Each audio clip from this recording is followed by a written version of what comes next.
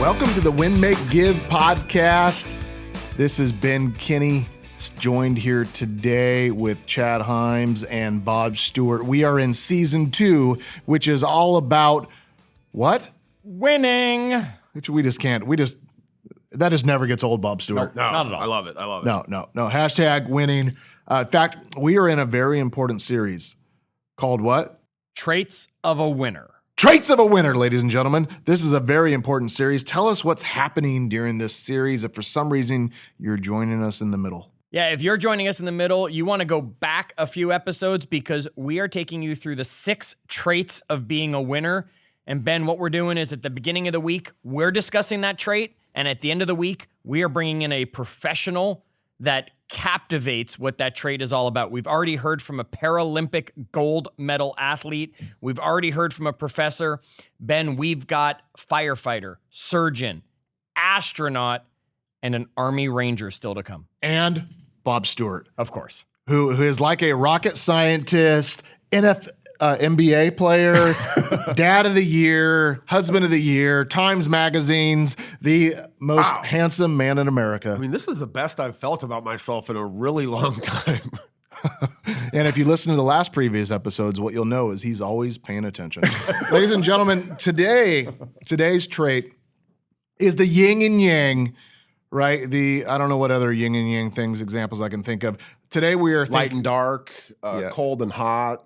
Jumbo shrimp, No, that's not a yin and yang. What is that called? oxymoron.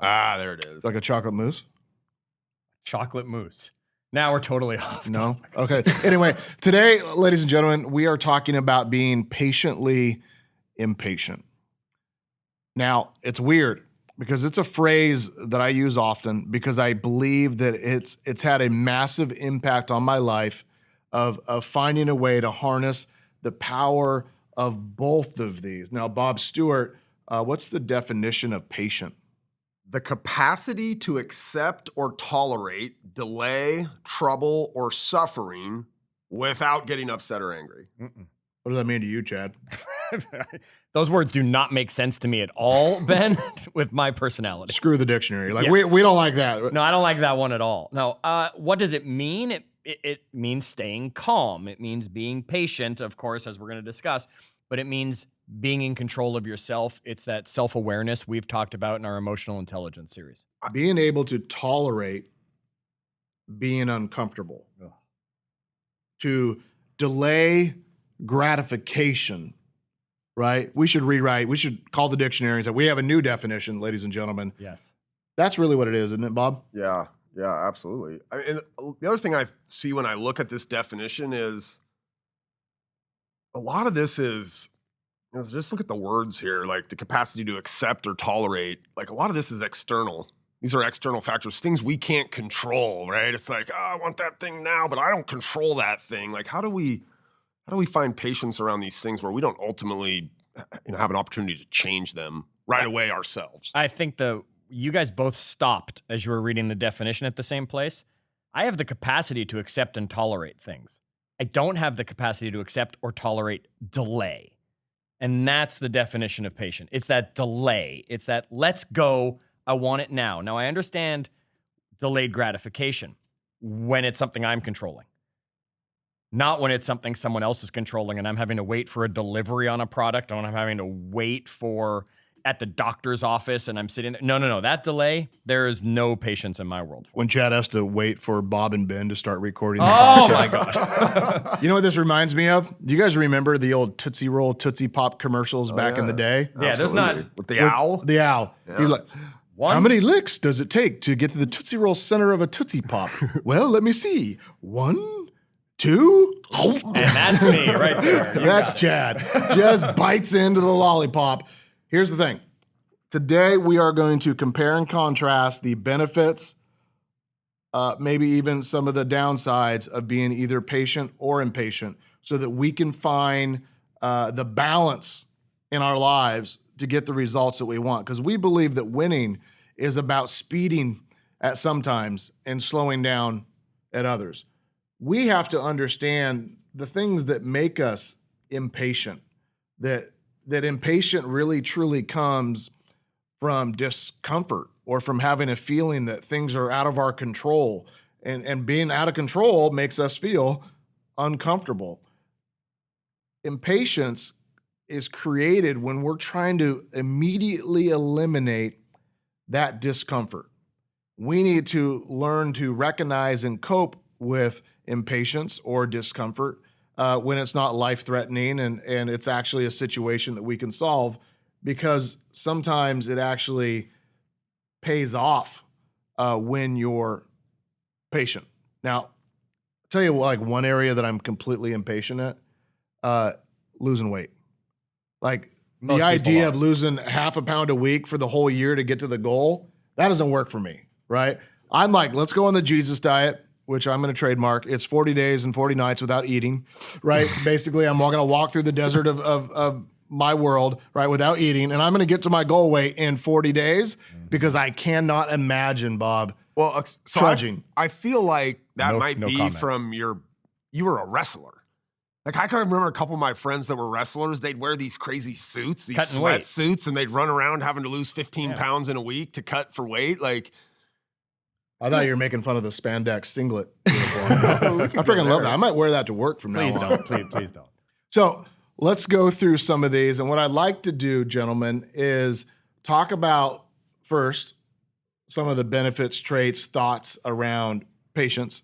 And then we'll talk about some of the benefits, thoughts around impatience.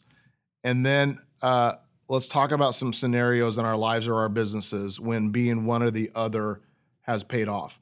Now, Robert F. Kennedy said, "We're here on earth to make some kind of a contribution, and with that, I'm impatient. I suppose I would hope that everybody would be impatient."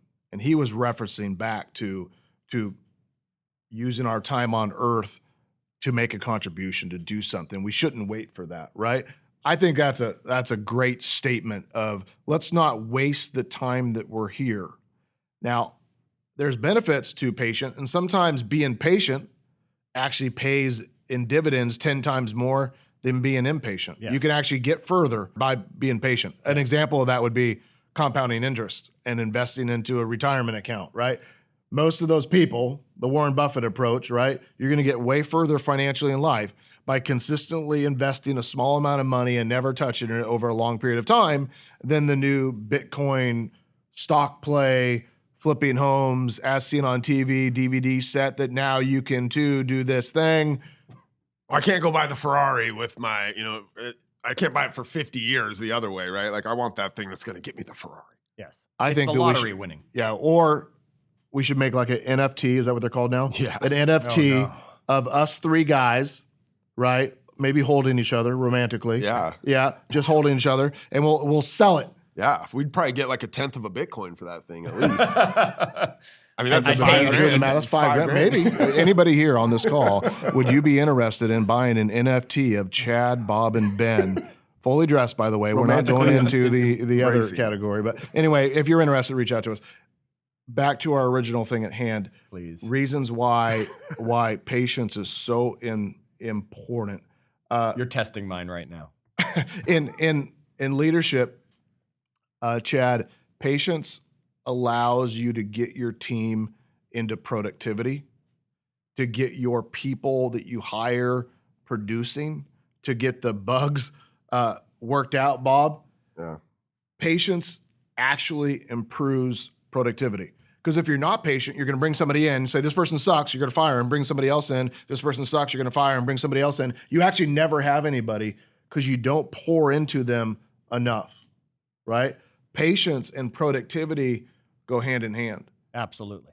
Well, once you get people into production in leadership, you want to keep them in your world. And I want you to know that patience shows a level of appreciation and respect Yes. that allows the people that you're leading to sit up and say, you know what? I know Chad and Bob are extremely busy, but the fact that they would give me 10 minutes today to talk about what was going on in my world, that means a lot. That earns a lot of respect when they know how busy we are, and we'll flip our phone over and just say, how can I help? How much time do you have? As much as you need. How can I help? Right? In leadership, patience shows respect and allows you to build rapport and retain Like people. here's what the impatient leader does, Ben. I think they come into the group and they don't have time, right? So they grab everybody, all 15 salespeople or whatever, and they're like, hey, we need to do better.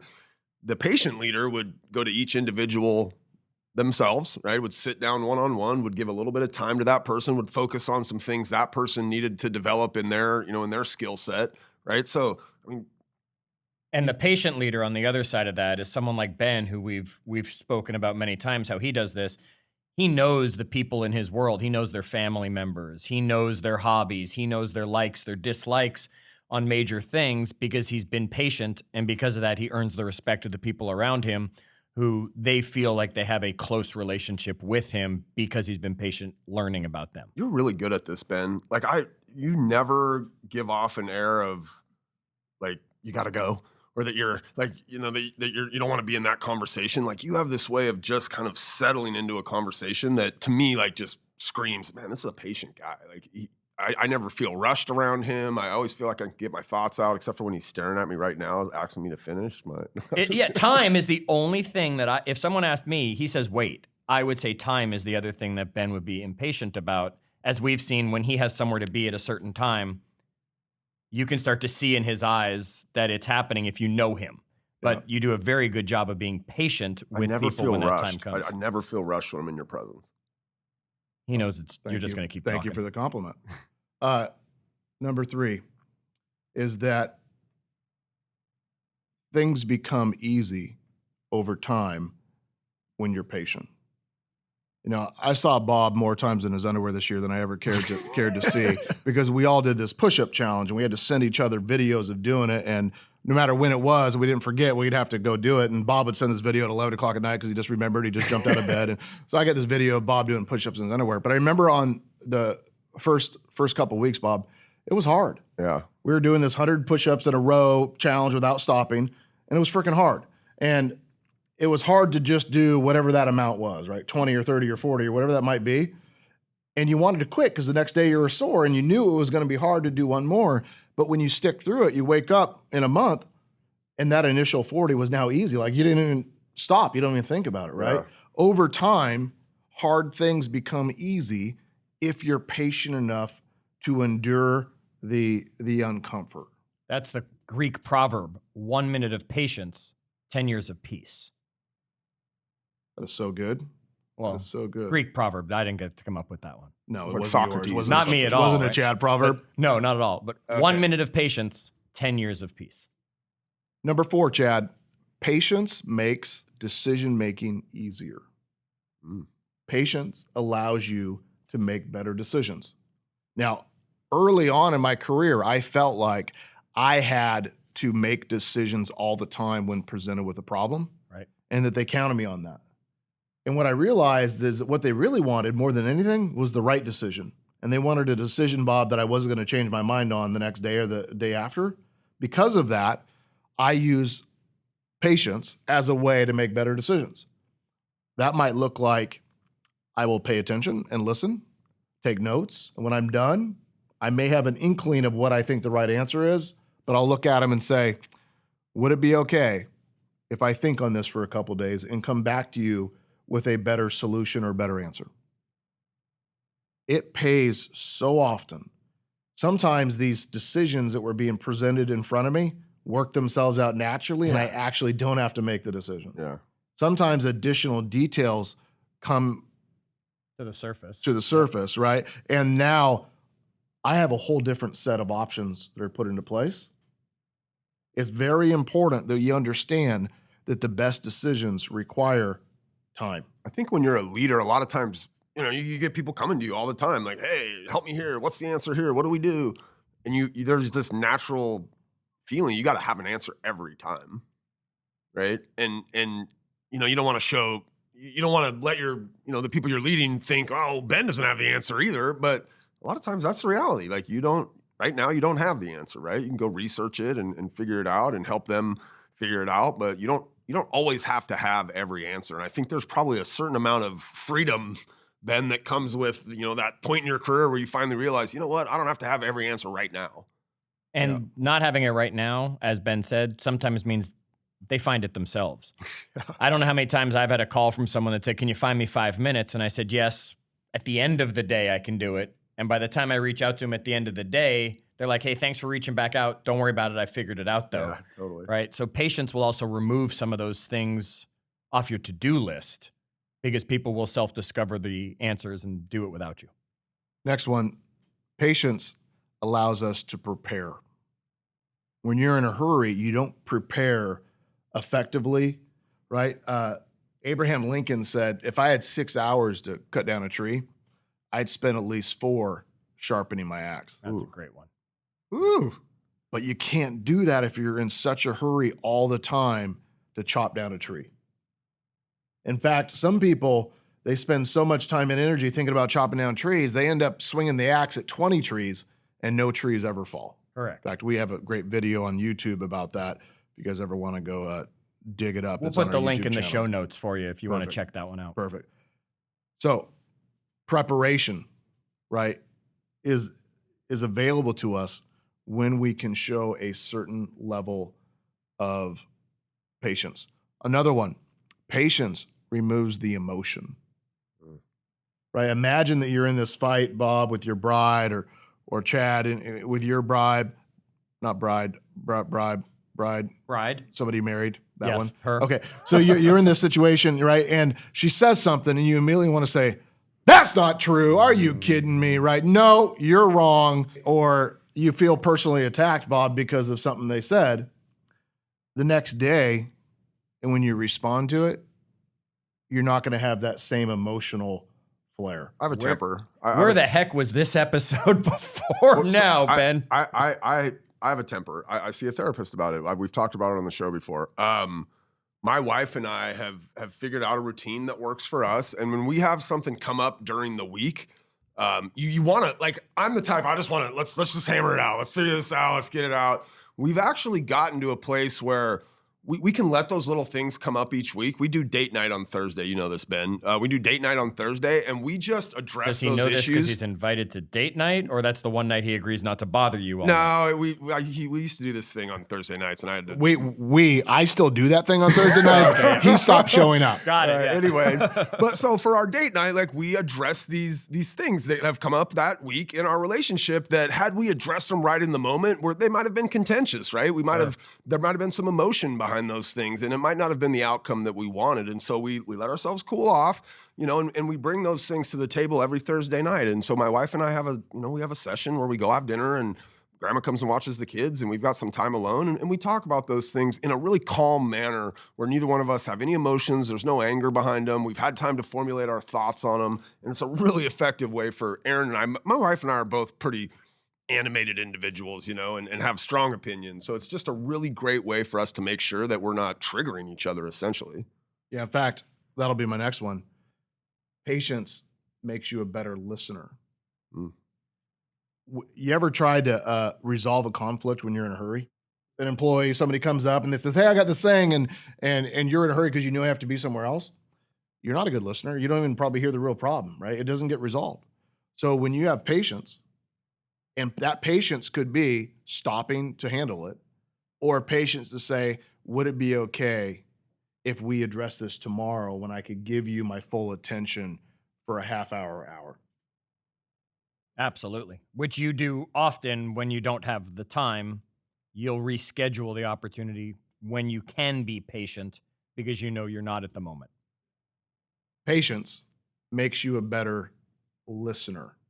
At the end of the day, we know that patience is going to give you better results, that it's going to allow you to make better decisions, to have better relationships. It'll have a lot of benefits to your organization. But I want you to understand that it also can have some real consequences to your world. Sometimes when you're too patient, you actually move too slow. Absolutely. I think impatience is a powerful trait that we can use in the right situations. Impatience is a tool, and another word for impatience, because I feel like impatience has a negative connotation to it. What if we said taking action? Well, sure, that's a positive term right there. Yeah. Absolutely. Somebody's drowning in the river. You don't always have an opportunity to strategize where the best place is, right? Who should go. Sometimes you just need To jump in. Action. Yeah, to take action. absolutely. In fact, I was in Texas in February with a handful of our people, and we were driving back to the airport after an event, and I saw this car. I was driving, and I saw this car start to drift over to the side, and the freeway was going in this Y and separating, and I'm like, oh, that car, we're doing 70 or 80 miles an hour on the freeway, and I'm like, that car's going to hit, and I start slowing down, and literally this car's front tire hits the Y, and Bob, it flips up in the air, completely up in the air, lands on the hood, the top of the car, the right? roof, yeah. And is spinning in the road. I'm able to stop the vehicle. I look in my rearview mirror to make sure the car behind me is not going to hit me. Yeah. I jump out, I run to the vehicle, open the door, lady's hanging upside down, take my knife, I cut her out of her seatbelt, drag her out of the car. What was funny was by the time I had that done, the majority of my car was not out of the car yet. Oh, the rest of the people that you were riding with, they were all just sitting there. They were They were being patient. They were being patient. This was not a time to be patient. Well, they were just observing, right? They were They didn't probably really know in what was shock. Half happening, of them were in right? shock. They didn't know what I to had do. a little bit of a head start because I was driving. I saw the thing happening, right? And they obviously saw the car spinning, but my initial instinct was to take action, Go get it. was to run. And the only reason I bring that up, these are great guys, and they would jump in a river to save anyone. But their initial reaction was to assess the situation first, Yeah. right? Yeah. Just kind of a little bit of a difference in behavioral styles between the group of people that we were traveling with today. Impatience is about taking action. Ben, I got some interesting data. I know one of the things that you really like is when we have statistics and we find some facts and stuff on this. Forbes magazine had done a study and collected some data on people. And even though people know patient is better than impatient overall, more than half the people, 60% of the people, actually said they were impatient as their trait over being patient. And the higher up you went as a professional, the higher that got on impatience. Like top management people are over 71% considered themselves impatient.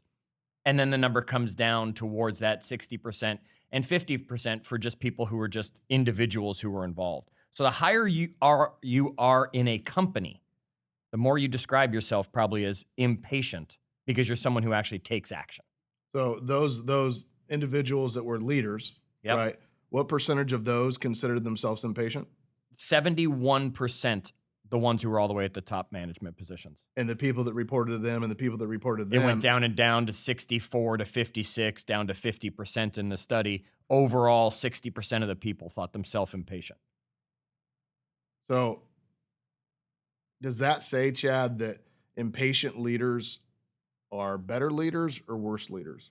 Doesn't necessarily say better or worse from those statistics, but then Forbes went deeper, right? And they did one of those 360-degree assessments that we do on people, to find out all these traits about them. They compared a whole bunch of patient leaders versus impatient leaders. And what they actually found were that the impatient leaders were overall better leaders. And what Forbes has found in this discovery was, one, impatience is positively correlated with getting things done.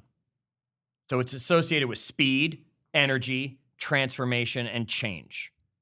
So those leaders were given a perk because of that. They were considered better leaders because of what they brought to their organizations. It was positively correlated with getting results and execution, Yep. speed, energy, and transformation. In business, the word that stood out to me was transformation. Sure. Think about Netflix versus Blockbuster, Oh, yes. right? Kodak, right? There's all these businesses, Sears, JCPenney's. There's all these businesses that had the opportunity to be a Netflix or to be an Amazon or to be something different, but they actually just didn't transform. Yeah. Think about, we just did an episode not too long ago about Milton Hershey, and we were talking about the fact that Hershey had an opportunity to go into Europe after the war because of the reputation they had, but they were too patient. They weren't impatient enough to make the move, and they lost out on a major market that could have been theirs that ended up going to other companies. All right, what else did Forbes say? Okay, they said that competencies such as building relationships, building teamwork, having collaboration seem to be more positively impacted by leaders that had more patience. So what you were saying earlier, right? Growing a team, having the respect did come from patience. So we need to have both pieces to that impatiently patient situation that we're dealing with. All right, so that's interesting. So impatient is directly correlated to speed, energy, and transformation, while patience is closely correlated with relationship building, teamwork, collaboration, and the development of others. Correct. And if you go too far the other way and go to excessive patience, it actually does more harm than good for the organization, because the employees in the organization don't see any change, don't see any growth, don't see results coming down the chain. I just see balance. That's what, like, as I hear what Chad's saying and what you get, it's just, you got to balance these things, right? You can't be you can't be obsessive or maniacal in either direction. Well, not just balance, like find your middle ground. It's know when to be one and know when to be the other, yeah. right? How do you sandwich patiently listen to somebody with impatiently saying, all right, I understand your problem. Here is what you need to do. When are you going to get that done to solve your problem, right?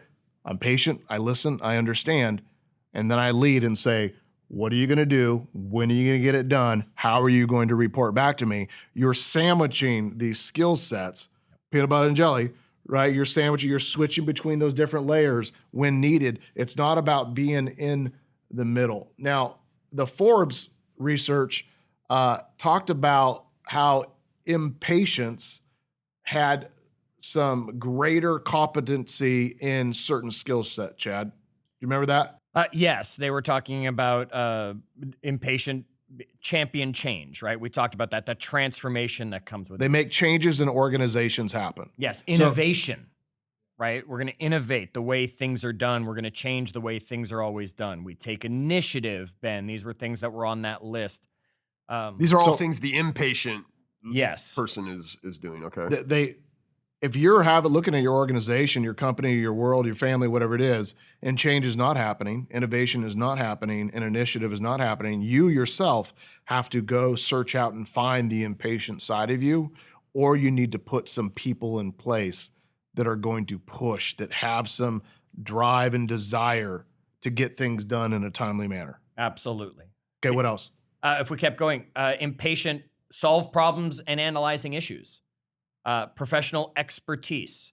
This is one of my favorites. The impatient were better at inspiring and motivating others. So why do you think that is? Why do you think impatient person is more motivating than a patient person? Well, because they want the results right away and they're driving towards it. So either they're motivating, and it doesn't say here, Ben, whether they're motivating with pain or pleasure, right?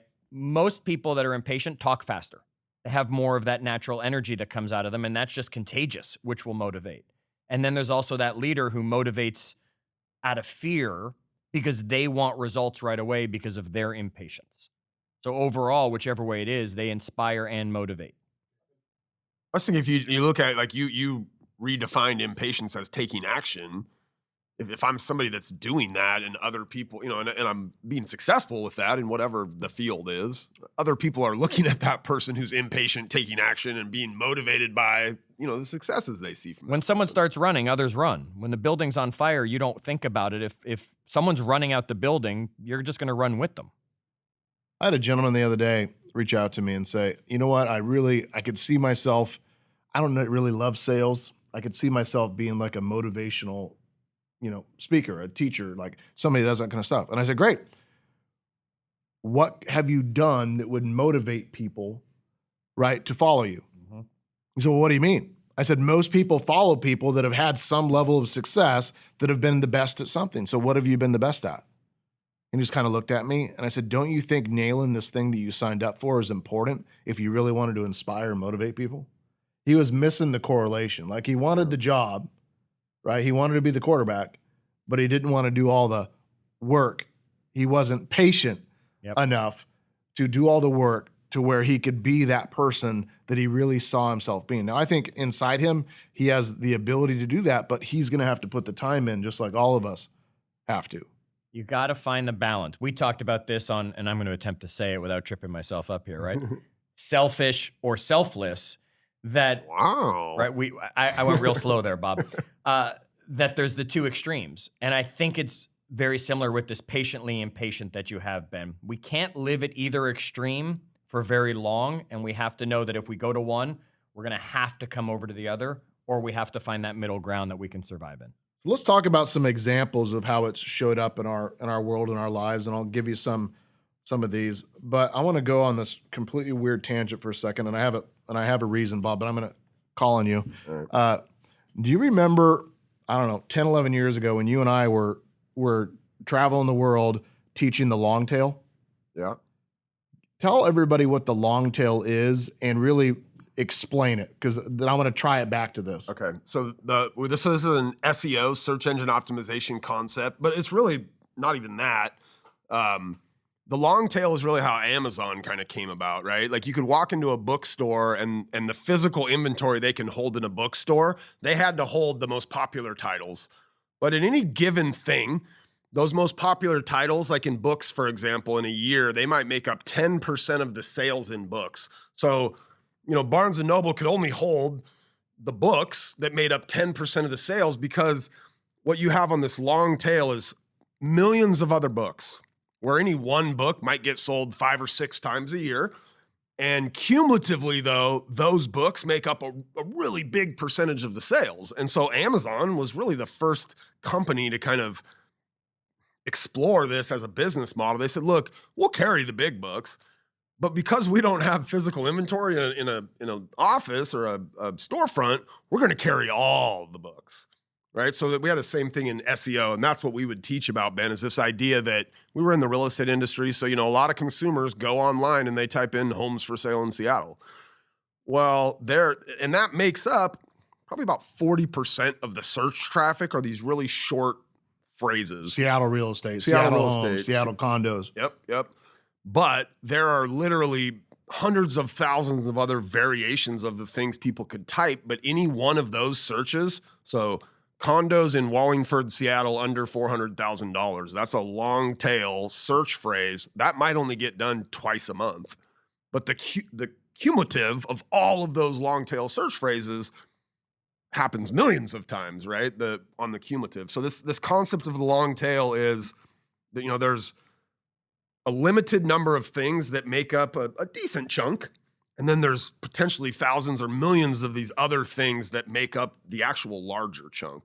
Yeah, so 20% of the available traffic is going to come from the top 10 keywords. Yep. 80% of the available traffic is going to come from thousands or millions of other phrases that people type into search engines. Yeah. Here's the thing. If you were patient and you were willing to go out there and build content or build pages or build ads or build things around a whole bunch of those 80%ers, the summation of each one of those searches would equate to being a massive amount of traffic. Which is what you did for your business. Which is what we did for our business. Yep. What Amazon did for the bookstore. Because I didn't have the money to compete for Seattle real estate. I did have the time and energy and know-how to compete for Wallingford condos, Wallingford view homes, whatever those things might be. But that is a patient game. And then you wake up one day and you actually have a dominant business. You're a 10-year overnight success. Yeah. Let's talk about another area where patience and impatience come in. And for me, it's hiring. I am willing to build a relationship with somebody for months or years and have no benefit from either one of us. And then all of a sudden, 10 years later, we work together. Now, I'm sure there's countless people listening to this podcast who work in one of our companies today that knew me for years and years and years prior to coming to work for us. I right? knew you for a year. You and I were in different scenarios and settings and situations for a year, developing a relationship before we got into business together. I think I was 7 or 8 years I knew you before we. And then when the right opportunity came, I was impatient. I called Bob and said, I have an opportunity. Yeah, like literally one day it was like, what do you want to do? And I don't know, 2 days later we were in business. Yeah. Chad, I have an opportunity. Get on a plane, come out here. And I did the greatest job interview of all time, Bob, as I took Chad on a boat on the Olympic Peninsula in the rain for 3 days and allowed him to experience cold weather, wet weather, and That's shotguns. for the impatience of the It can't get patient. any worse than this, Chad. So if you come to work with me, I promise we won't rain on you all It's day. exactly what he said. If we could survive that weekend together and that experience and come out of it smiling, there's nothing we're going to have at work that's going to ever cause us a bigger issue. Which is another example of I am willing to spend 3 or 4 days on an interview to make sure that I end up in a relationship with a person that I like and care about and that I want to be in business with, right? Some people, they get done with a 30-minute interview and they say, you're hired. How does that usually end for them? Quickly. Yeah. Right? And they Quickly. do that time and time again. I want you to think about in business being patient until you have to be impatient. Which is the other side of it. You will end a relationship on the impatient side if that's what has to happen because of situations or things that pop up. You'll be patient to look for the right person. But then if something happens that they are not the right person after they show themselves true to something, now you become impatient quickly. For sure. Yeah. Let's that talk happens about less often because He's been of the patient going in. patience. When you have that patience, you don't end up hiring that many people that 3 months later, like something comes out of left field. Right. Well, if you spend 7 or 8 years getting to know somebody like Bob Stewart, I know how Bob Stewart shows up for 7 or 8 years straight, right? I know exactly what I'm going to get with Chad and exactly what I'm going to get with Bob. Yeah. You guys know exactly what you're going to get with me. Yep. We have a long history of understanding each other's strengths and weaknesses. We all have a lot of them, right? But we know what we're getting ourselves into. It's an easy path to walk. Well, another one would be deals.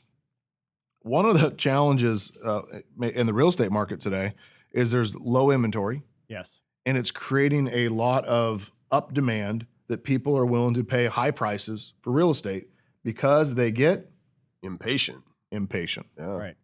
And they can't afford to be patient right now because if they take the night to stop and think about, even a night to stop and think about it, they've lost an opportunity. I get people that say, you're probably not finding any good deals right now. No, I'm finding lots of good deals. And how are you doing that? Because I'm saying no to 100 of them. Right. I'm saying no to 100 bad deals, right? Or in business, we acquire or buy a lot of companies. Some of those companies, Bob, we've been working on for years and years and years and years, building relationships, talking to the people, waiting for the right time for us, whatever that might be. That is a patient and impatient game. Yeah, you're waiting and waiting and waiting until one day they, you check in with them and they say something, Ben, that makes you go, okay, now's the time to go, and then you dive in. Yeah, you are being observant and seeing, do we have a buy sign, a sell sign, an opportunity sign? Is now the right time for all parties? So that's a great point. You got to be aware while you're being patient. Patient isn't sitting on the sidelines and not participating, right? Patient is being a part of the process until that opportunity arises. Yeah. Absolutely. So we've taken you guys through patiently impatient. Definitely one of the traits that a winner would have. I think another way to say patiently impatient, Ben told us take action would be that impatient side. Yet I think our military has coined a phrase that describes patiently impatient at a high level, and that's hurry up and wait. Mm. Nobody says it better than the military. Hurry up and wait. And that's why in our next episode, we have an interview with JP, an Army Ranger, Love it. coming to join us to talk about being patiently impatient. And by the way, he's waiting for the two of you in a push-up challenge any day, anytime. He was sad you weren't on the interview with him. Well, I'm glad we weren't. That would have turned out really bad for Ben and I, I'm sure. Probably. Now, we hope you are impatient for the next episode, yet that you'll be patient and stick with us until we drop it. Make sure you subscribe to the podcast so that it automatically shows up in your feed. And don't forget to join us on Facebook at facebook.com/groups/win-make-give so we can continue the conversation about the traits of a winner all together. And until our next episode, do good.